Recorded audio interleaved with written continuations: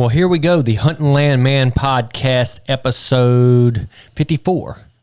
I got Tim behind the cameras, and I've got a special guest, Eric Greene, right here today. But before we get too far, as always, this podcast is brought to you by Southern Ag Credit.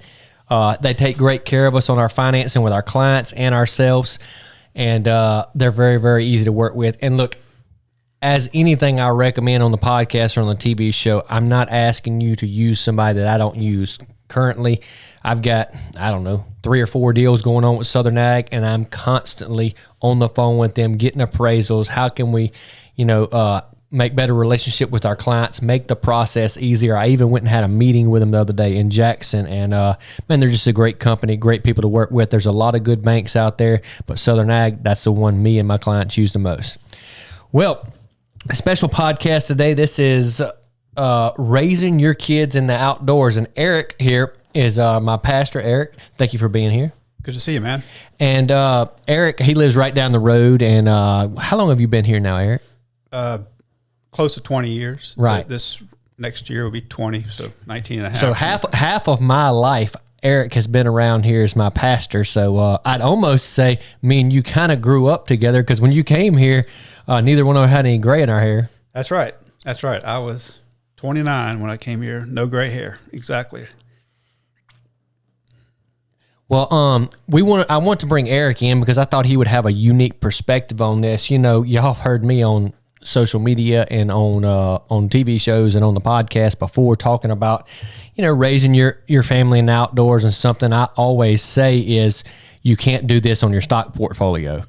Rafe, my little boy, 5 minutes ago was running around naked to the world, running around in the front yard. You can't do that in town, and you definitely can't do that on your stock portfolio.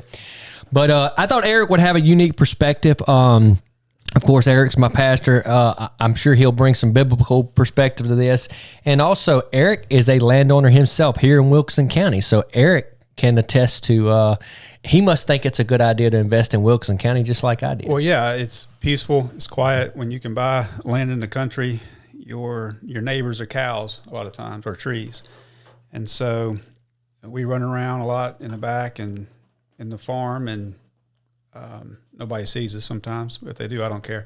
But and you got kids mud riding in the front yard all the time, huh? Well, we tore up the front yard, and I got tired of that. I said, we got to go tear up the backyard. Don't do the front yard. I figured that was coming when I rode by and saw it. We just got so intoxicated with being out of the little town of Centerville that I just let them run a four-wheeler and said, have at it, man. Y'all play around. And but then we started cleaning up after about a year because they tore up the front yard pretty good. Well, so Eric, I know this because I talked to Eric through the process. He actually, Eric has a lot of land right there at his house, and he didn't actually. You just had the house first. You had a smaller tract of land there, and then was able to purchase the property around it. Correct, and that's a interesting story about all that as well.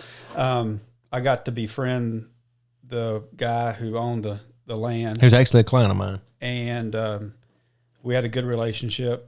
And I asked him, I said, if you could correspond with me before you put the property on the market ever, just let me know and see if we can work something out. And so we worked something out, and I was able to purchase the acreage around there. And just to kind of, it's a gamble. Anytime you purchase a lot of land and extend yourself, It's a risk. But I think it's better, and I would say even biblical, to say, you did the best you could with the little you had. Amen. And try to be balanced, borrow what you can. But if you think it's a good investment for a long term and you got the ambition, then do it. It's better to go out trying than look back and say, man, I wish I would have purchased all that 10 years ago or something like that. So we did what we could. Well, and also, so Eric, by just like here at my house, I would say it's a great investment, one, because, it's land, it's Wilkinson County, we're appreciating. And two, you're investing in your family. And what I mean by that is, did any of the kids kill any deer on the place last year? Yeah, we did. We went deer hunting in the back. My youngest son killed his first deer on our property. And I thought this is the first time I ever killed deer on land that I've owned. It's something special about it. Wow. Right. And so when you own land, just to encourage people to do this, you got 4-wheeler, you got a little motorcycle.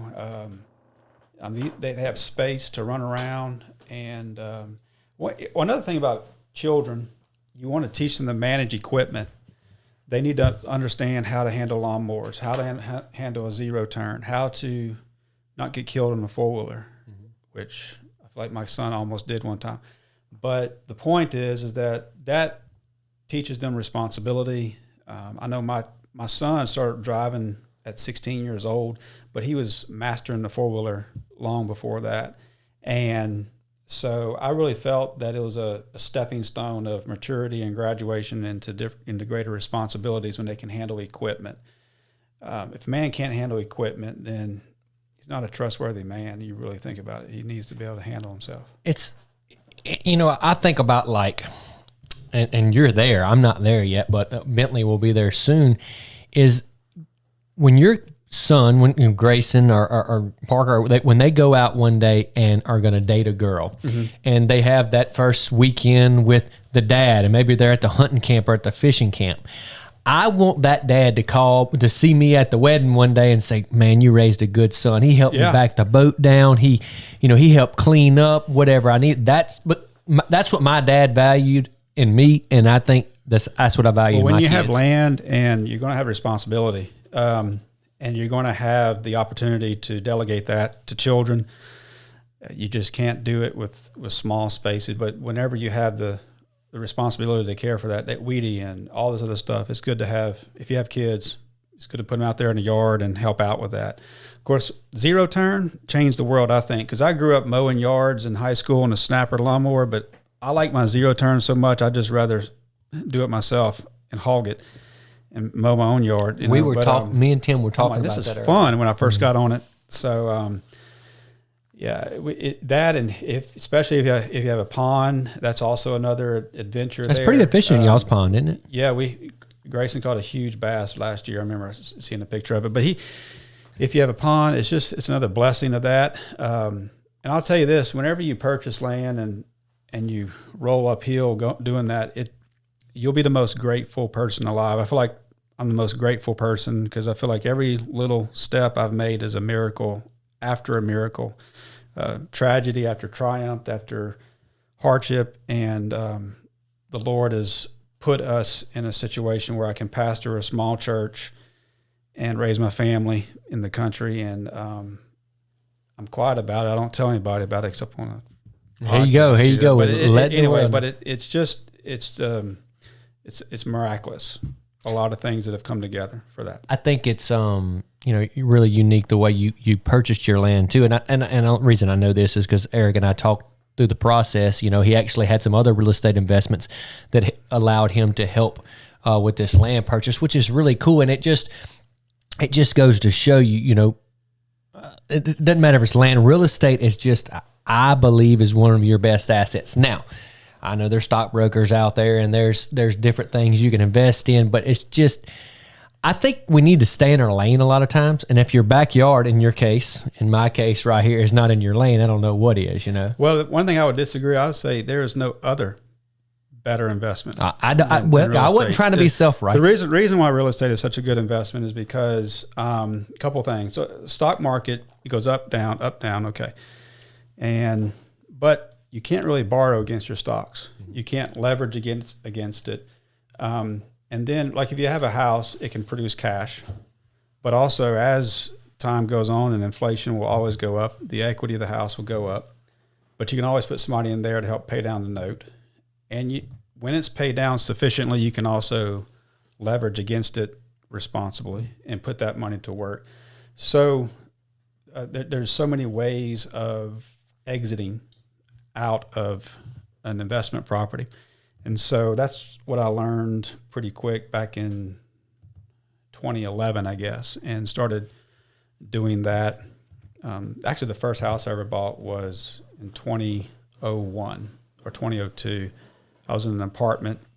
I was graduating high school. I was poor as dirt, and spoke to my roommate, who was actually my cousin, and I did the math, and I saw this little house. I said, listen, if you come live with me, we could, the note on the house is $500. And I said, I could buy this house and have a note for $500, and you pay me $225 or $250. We'll split the mortgage, so that we did that back whenever I was young and single. Probably a lot cheaper than the apartment you were staying in. It was just right about the same, a little bit cheaper. It actually was a little bit cheaper. I encourage, by the way, this may be detouring different subject here, but I encourage any guy before he gets married to buy a house. That way, he's not trying to please his wife and all the bells and whistles, but if he can buy a house and live in it, establish himself like that as quick as possible. And then he can start developing equity. And then, of course, if they get married or he just finds a girl, they can go somewhere else if they want to move somewhere. But that's one of the best, I think, investments a person can make in their early 20s or late 20s. No doubt. I was guilty. I wish I would. If I had to go back in time again, my first house would have been anything other than in town. Actually, me and Eric lived by each other, and both of us moved out of town. We weren't too far away, but it's funny because I'm a land guy, and I grew up on big tract of land, and I never felt like my house in town was home. I never felt like I was home. I always felt like I was still home when I went to my parents' house. Sure. But now I feel home. Like this is my house. Yeah, because you're raising your own peace. family here, and and your first house, you may like it, but it's usually not your last house. And it's just a good investment. I don't know how it can be any better. Well, Eric, you will have a unique perspective on this. Okay, so many of my clients, as you know, they have a 225 area code, 985-504-337. They're all from Baton Rouge, New Orleans, Lafayette, Houma, Covington. What do you have probably more friends down there that are closer like that. I think I know the reason why so many of them are not. It's you mentioned a little bit of hunting when you talk about buying your land, but there's so many other things they're doing too. What do you think are the main reasons why people from out of town are buying up here in the country, specifically Southwest Mississippi? The truth be told, there's a lot of crime in Baton Rouge. There is, you feel claustrophobic whenever you go to Baton Rouge with traffic. People are looking for space. The land in Louisiana is kind of getting more rare. What I mean by that is the geography is full of swamps and it's hard to expand. In Texas, you can go anywhere outside of Houston, between Houston and San Antonio, and pretty much just keep developing, keep growing. Right. And a lot of things are bottlenecked. I heard someone had told me that Livingston Parish is one of the fastest growing parishes. I was there today in the state now. And so in the but in Baton Rouge, they're trying to find places to build and develop land that's not in a flood zone, that can survive floods and all that. Because flood insurance can be way too expensive and kill deals. Bad. And mitigation. I was there today. I was there looking at a mitigation project today. So people are grabbing for space. That's one of the reasons why I thought, well, a couple of years ago when I bought the pasture around us, I thought, well, it's maybe in 10 years it may be worth more than what I bought it for. So it's there now. Just because people are moving, I guess, northward. I think there's a lot of reasons. Well, first of all, you have a certain segment of the population that think that Livingston Parish is the country. Like I remember, people said, well, they said they're moving up there to the country, talking about moving up here. They already lived in the country. And like, I was down there today and I was in Watson today and I was like, I feel like I'm in the big city, because it's just, I'm used to Centerville. And I think that there's as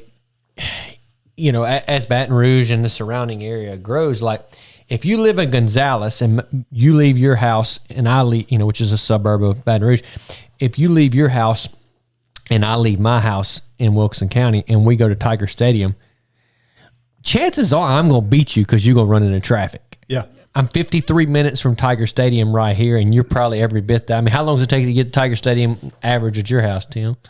40 minutes. You're Watson? 45. Yeah, well, you live in Watson. It takes you 45 minutes to get to Tiger Stadium because of the traffic. Yeah. Yeah, going down 61 from Woodville, it take you maybe 1 hour. Right. I see. Right here, it's straight up 19. It's not as bad. I never knew how much like living here versus living where my parents live. It's a big difference zipping into town and stuff. I'll tell you one thing. Every day when I turn on the 5 o'clock news and I see the traffic report in Baton Rouge, and I'm just sitting there home looking at the traffic report and thinking, Lord, I'm so thankful I'm not just sitting on the interstate waiting to get home another hour from now. So I know there's advantages and disadvantages of living up in the country, and I try to focus on the advantages. And, we don't have much convenience of a Walmart nearby or a Whole Foods or something like that. But we got Treppendorfs. We had Treppendorfs, that's right. But I love sitting on the front porch or the back porch and just the peace, the quiet, and not suffering the claustrophobic of an interstate. So when you learn to survive in the country, because there's a lot of survival skills, and then you can make it work and make it for fun for your family. Well, tell me this, Eric. From a biblical perspective, you mentioned earlier about taking what you have and doing what you can with the parable of the talents. Which I think, I say that all the time, and the reason that I say it all the time, people say, Slade, you work so hard, you up at daylight, you work until dark, for lack of a better word, you ought to chill out and just hang out. And I'm like the total opposite. I'm like, if the good Lord gave you these gifts and said, okay, Slade, you can sell some more land or do some more of this. And then if you're doing the right things, tithe into the church and things like that, it's like God gave you these gifts. He gave you, it's like if God gave all these gifts to Kobe Bryant, he said, I don't feel like shooting 100 shots a day, and then you never have a Kobe Bryant or whatever. Yeah. I've always had the perspective that if there is an opportunity, there's an obligation to grab hold of it. There's just too many people in the world that would love to have an opportunity that you may have, leverage everything you have to do it right. And about leverage, I mean, just use it to your advantage. Of course, leverage can be used for debt. And of course, you have to be wise not to have too much of that on a financial scale. But the issue I'm talking about is that, like what you're saying, whatever you have, do your best to maximize it, your gift, your talents. So whether you live in the city and you want to stay in the city or whatever, that's fine. But whatever your calling is, wherever God places you in life, you're going to be responsible for whatever you have multiplied or not multiplied, whatever He's given you. Mm-hmm. So, well, getting back to when you're talking, I'm thinking about your kids, and I know Eric's kids very good, and he knows mine as well. And there's so many other things that raising kids on the land. Okay, for me, first just going back to hunting, like. When we get done eating, we get some deer boudin on the grill. Well, my kids, I usually tell them, hey, we ate deer sausage yesterday. I said, this is Iowa rack buck. I killed this deer in Iowa last year. And, you don't forget where your food came from. The process of life, death, what it means. Asa scares me sometimes. She understands it so much. We were heading out to the driveway, like a K3 or K4, and big old doe crossed the road. Yeah. She said, ooh, Daddy, we need to kill that doe and eat all her meat. I said, you might not want to say that at school. My girl likes to look at the anatomy of a deer as we're skinning it, and maybe your doctor. She might be, but all that reality of life and cooking meat. Guns is another thing. We like to, sight in guns, bow and arrows, all these things that kids, it just expands their world. They're not contained in a little space. So it really, if somebody has the motivation and opportunity to expand a child's world, that's, I think, a good thing to do. That's my thing. Look, if Bentley or Asa or Rafe is not a huge hunter when they grow up, that's fine. That's not, do what you want to do. But I tell you what they are going to do. They're going to know how to drive a tractor, load up a buggy, change some oil, just all the things. It's my pet peeve to men these days, we keep ripping masculinity off men. Men need to know where their food comes from. They need to know that, it's easy to go take your truck, get the oil changed, but here's how you do it. They need to know that I'm planting some corn up here in front of the house this year. They need to know, like I don't know, there's something special about, you talked about how good it feels to cut your grass. Me and Tim were talking about that earlier. I was doing some clipping earlier on the tractor, and it's like instant gratification. Oh, this grass is ugly and tall, and look behind you, and there it looks good. It's just something special. And I think whenever you get the dirt and the grease under your own hands on your own land, I don't know, every time I'm on my place or one of my family members kill a deer out here or we have fun out here, I'm like, best investment ever. Yeah, and it's not just fun. It's like you said, the work ethic of providing, of being responsible, taking care of what you have, and especially if children see mom and dad doing their part. Because Katie works just as hard as me inside the house as I do outside, and couldn't make it without her. With managing the family and the kids, and I'm thankful that she's able to stay home and do all that as well. We love us some Katie. She sits behind us in church, and bless her heart, Rafe. I don't know how they keep a straight face without laughing, because Rafe tries to keep them entertained. Well, he's just always involved. He likes to cooperate with. It used to be Asa. Sermon. We got her quiet now. Now we got. Speaking of, me and you never talked about this the other day. We've been teaching Asa the Lord's Prayer. And did you hear her the other day? I did. I heard her praying the Lord's Prayer louder than me. Yeah. We were all reciting the Lord's Prayer, and Asa was just belting it out, and everybody was giggling. It was good stuff. That's why the faith of a child is often bigger, better, and stronger than adults. Children have faith; they really do. Asa told her mama, Lori's mom. She told Miss Debbie that she rode home from her from T-ball Saturday, and she said, "Mama, I like riding with you. You got good Jesus music." So that's pretty funny. Well, let me get back to my list here. We're covering some cool stuff, and like I said, I think Eric has a unique perspective. Tell me this, Eric, before I get too far, and before I forget to ask, did you have any verses or anything that you thought kind of went with this podcast? Any Bible verses? Yes. There's a lot. I mean, seek first His kingdom and His righteousness, and all these things shall be added unto you. I was just listening to, there's a YouTube where you can listen to Psalms. I don't like the Psalms where they play music in the background. I just want to hear the reading of it. But I was thinking about in the first several Psalms in the Bible, it's all about righteousness of character with what you have. And a lot of people are trying to steal. The wicked man's always trying to steal and take. And yet the godly man is patient. And he'll inherit the land one day. It's in the Old Testament worldview, the land was the promised land of Israel back then.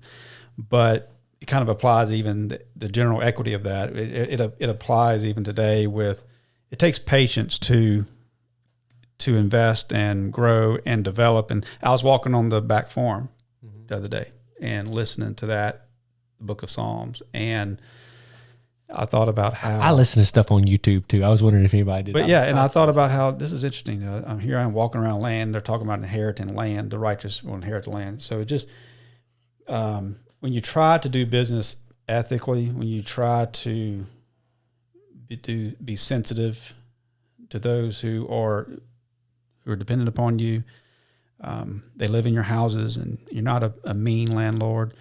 You just trusting that the Lord will continue to grow the fruits and the seeds that you plant. Anyway, you asked for a Bible verse, but there's just... No, you're good. You're good.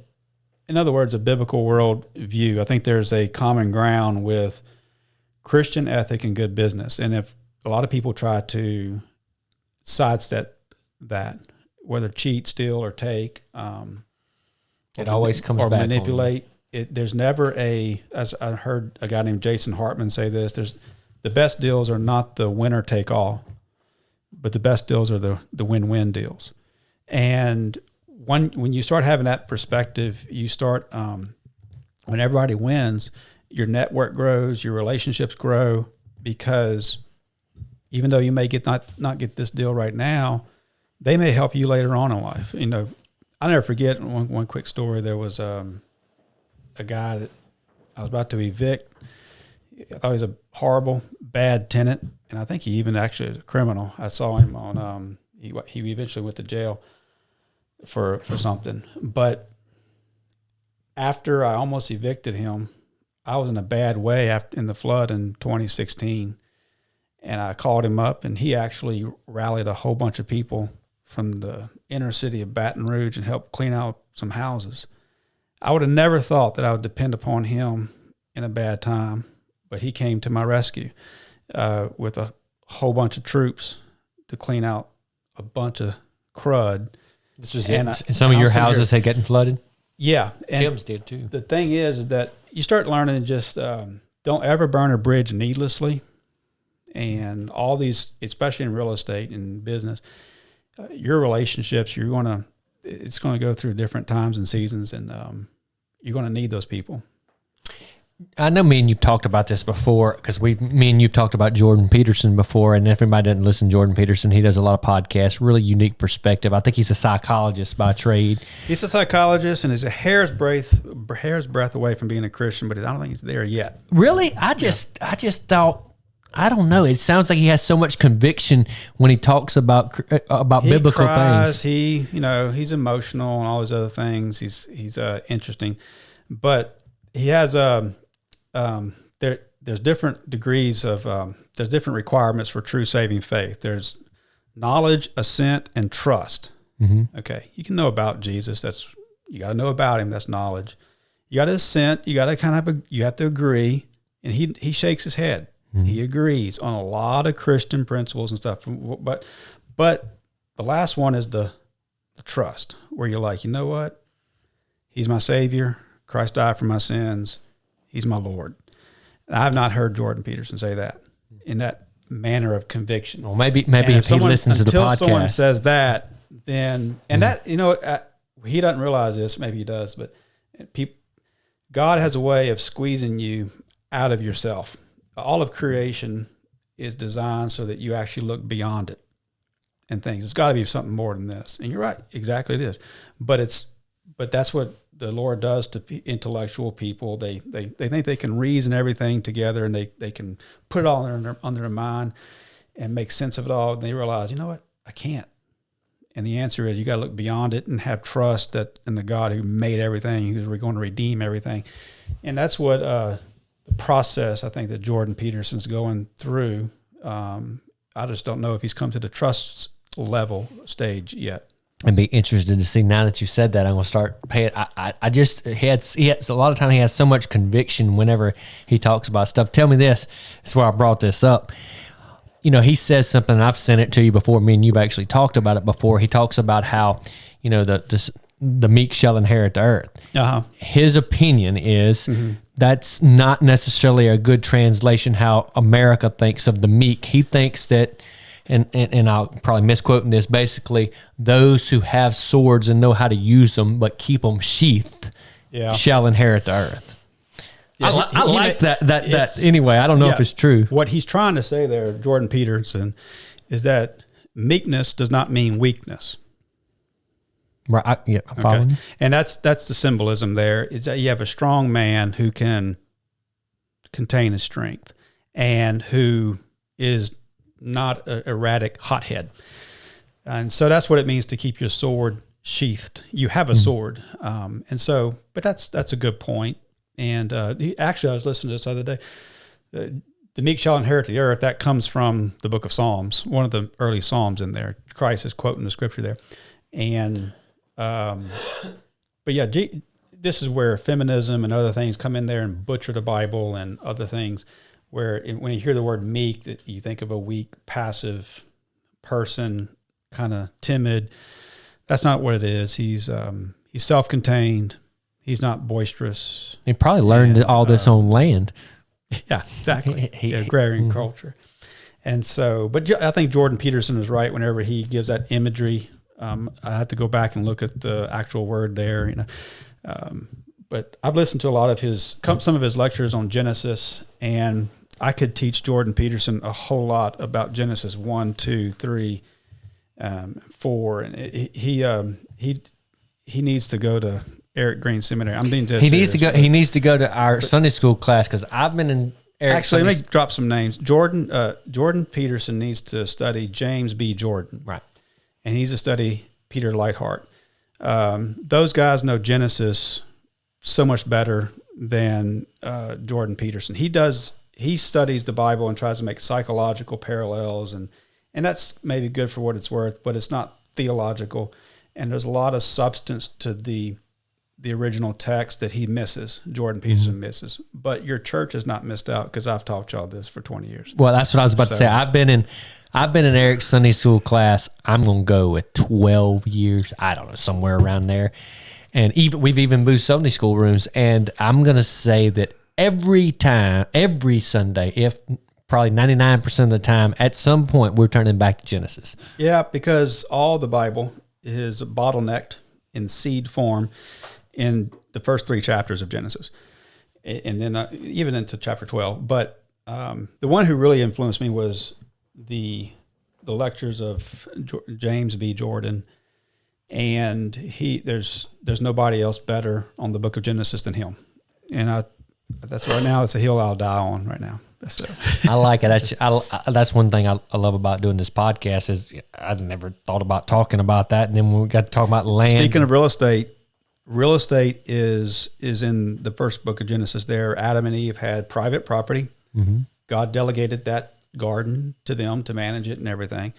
You have a lot of capitalism is right there in currency. There's gold mentioned in Genesis 2, which is more valuable than other stones. So right there you have, it's against communism. Communism wants to have no currency and everybody has the same amount of land. Where you have in the Bible, you have real estate where Adam and Eve are managing the land that's given to them. There's a mention of currency there because there's gold, silver, onyx, and precious stones in chapter 2 of Genesis, which is a lot more valuable than gravel. So all the elements and rudiments of a civil society and commerce, all that is there in seed form in Genesis. Very interesting. Yeah. And that's what I was saying. Talking about the manly man, the strong masculine man. I just think that it's hard to do that on concrete all the time. It's hard to, it's hard for that man to,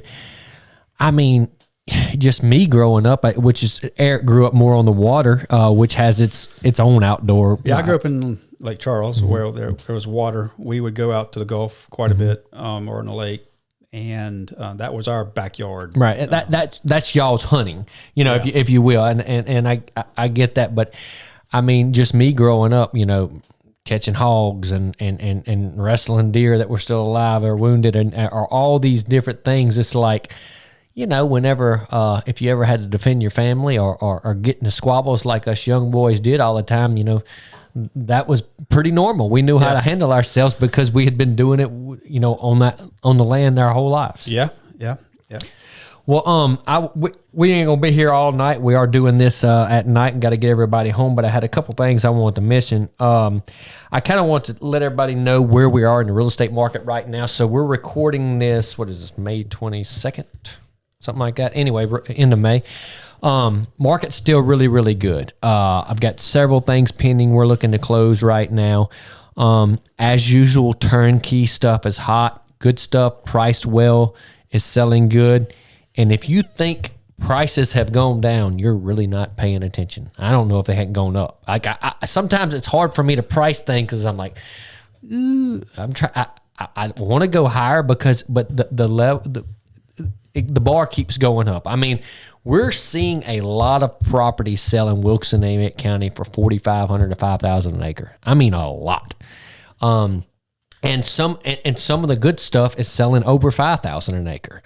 And so and some of the, heck, I ain't gonna mention what property, but I sold a mediocre one the other day for $4,500 an acre. Very mediocre. So the market's really good. I think that I'm getting personally a lot of inventory right now that's about to come on the market. Some really cool turnkey stuff. So if you're not on my email list, definitely get on my email list and check so you can check those things out. We're working on putting out a lot of content right now. Our next our latest episode is on YouTube now.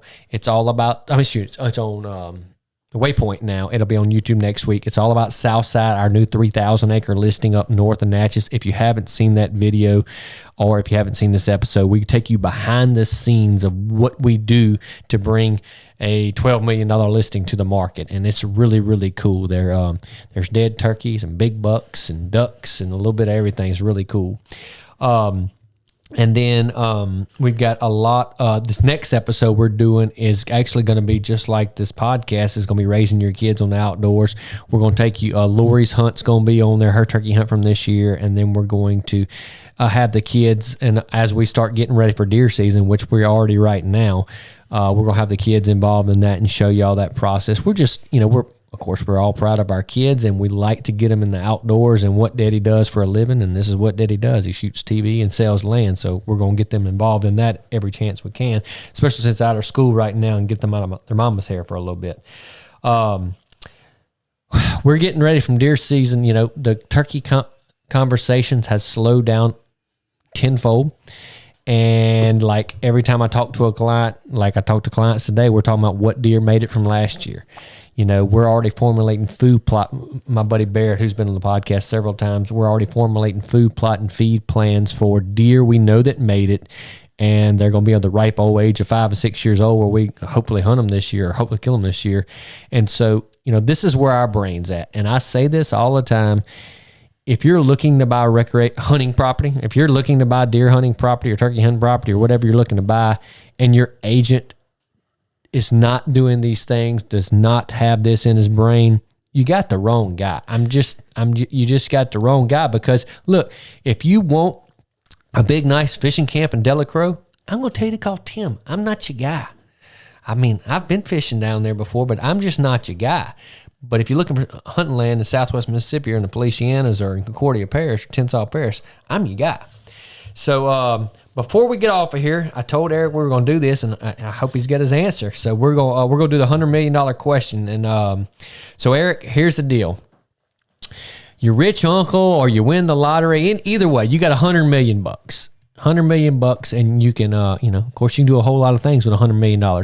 Well, if part of that is buying land, where are you buying land and why? First thing I do is pay taxes on it. Then after that, pay tithe, and then pay off all the debts that I have and what I have left over that. Well, so you still got 98 million. Yeah, I would buy probably a whole bunch of lots around maybe Livingston Parish, and then I would play Monopoly. I would absolutely the best form of Monopoly. I would buy all the dirt I could probably in Livingston, where things are growing and where not flood zones are, and then I love residential properties. I would like to start building spec houses. Building.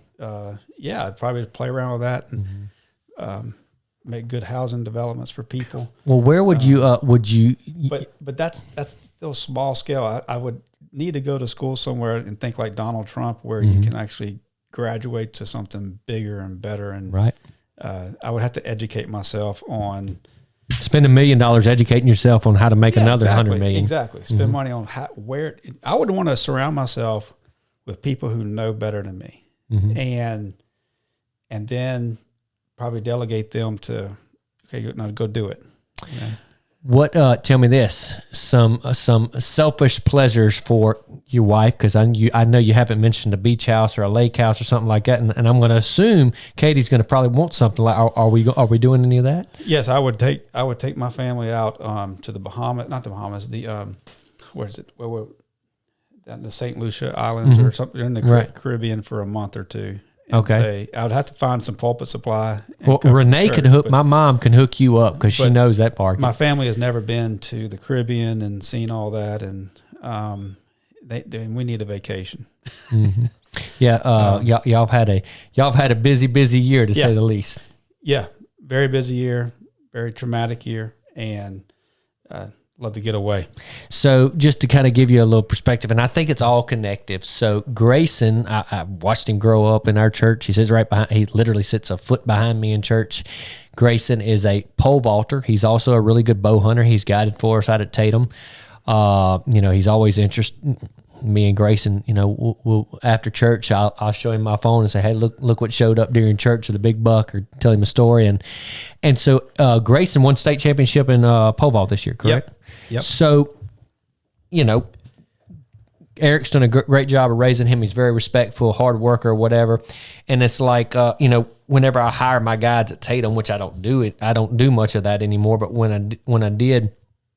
You want good, respectful people that when you have a high dollar client sitting in the stand with them, you want them to be like, okay, this is a good person. I'm not just stuck with a low life or whatever. And okay, so Grayson, of course, was that. He's a good guy, and now he's won the state championship in. He's very determined. He got 14 feet in one competition. He's trying to get 15 feet this summer. He thinks he can do it. And I'm like, do it, son. He drives to New Iberia twice a week to get specialized training for that, and he loves it. So I never forced him to do a certain sport. It's kind of his own motivation. I just kind of encourage him and trying to develop as much muscle on him as possible right now. I try to get him – he works out, and I think every boy should do that, especially in high school and college. They need to get strong physically. It'll last the rest of their life, and find something that will their niche, that would really help them. It's cool physically. It's cool to how he has found that niche in pole vault. You didn't pole vault, did you? No, not at all. My son learned it from YouTube. They threw him in the track field about 3 years ago, and they said, "Go jump that pole vault," and he said, "Okay," but he went home, went on YouTube, and started learning more about it, and he loved it. So every child's going to have their something that you got to be creative and try to find something that really gives the gasoline, the emotional drive. And again, those are like talents and gifts that God's given to the child. And hopefully it'll get a scholarship one day. I wish, help pay for tuition. I bet he will. We'll see. But you never know what the Lord's going to do with these things. You just, as a parent, you can't control the outcome. You just try to encourage and do your part to help them make the best decisions and be responsible. Yeah.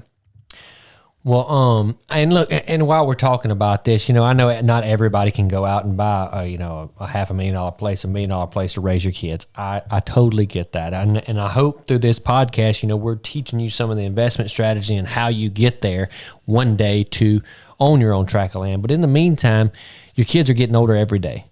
We're getting older every day. If there's a hunting club, if there's any public ground you can go hunt, I just think there's so much you can learn, and it has very little to do with the killing of the animals. It has a whole lot to do with the preparation and the excitement, the survival, as we talked about, the nature, the outdoors. What it really is with children is a relationship. The mom and dad have to know how to angle in to the relationship of the children, spend time with them. It's not about possession. It's not about money. It's not about, having a bunch of stuff. It's about spending the quality of time that they know that mom and dad care enough to go to my ball game or whatever it may be. And this is why the only way to raise a responsible child is to have a relationship with them, that if they do something and it's going to disappoint mom and dad, that they don't want to disappoint you. They don't want to. But the only way you can have that is that they know there's trust, there's a relationship between mom and dad, that I don't want to disappoint them and disrespect them. How can I do that? I was telling Lori the other day, because Lori, she was on child, didn't grow up with brothers or sisters close to her. And I was telling her, I said, I feel like every son raised correctly, they want to impress their dad. They want to be a little better than, and every dad, I think, wants their son to be better than them. So you want to impress your dad from a masculinity standpoint, from a business standpoint, or life standpoint. God has designed humanity to be, as I said before, copycats. Mm-hmm. We copy our language from our parents, and a lot of children grow up to do what their parents do, and the habits they have is going to be caught not just taught, but caught from what mom and dad have done. So, everything is going to be modeled and role modeled. So it makes you feel the awesome weight of responsibility when you have that on you as a mom or dad. Well, I'm learning, Bentley's 12 now, and 12-year-olds, I'll say this, they have a very different personality. They are starting to change. And I don't know if Dad's as cool as he once was, but he Grayson's doing track and things like that, and Bentley is too now. And it's funny to see, just like him. I wouldn't have thought he'd have taken off running long distance like he is, but he's loving it. So it's cool to watch them go do their own thing and be their own person. And then when I told him what I ran at his age in the mile, because I can remember I'm a numbers guy. Did you run faster? Or no, he beat me. He was. So I got it. Actually, I owe him a surprise. Okay, good. Because of it. So he ran a 5:57 in the mile the other day in sixth grade. Wow. Okay. I could run a 5:57 right now in the mile, but I don't want to. Like, I could do it, but I don't want to. It's a. That's moving pretty good, especially in sixth grade. Bo Field always says, he said, that boy's built for the quarter mile. Look at him, he's got legs 3 feet long and a torso 1.5 feet long, Well, we're going to jump off of here. Everybody's got to get ready for work tomorrow. We got land to sell. I got 3 showings. We got some new listings we're working on right now. Had a big meeting down on the Mississippi Gulf Coast on a really big listing yesterday. So a lot of cool stuff going on. And, we have some big goals this year, and good Lord willing, if we keep clicking forward, I think we're going to get there. So we're going to get out of here. Eric, thank you for being on here. Thank you for having me, man. And y'all have a blessed day.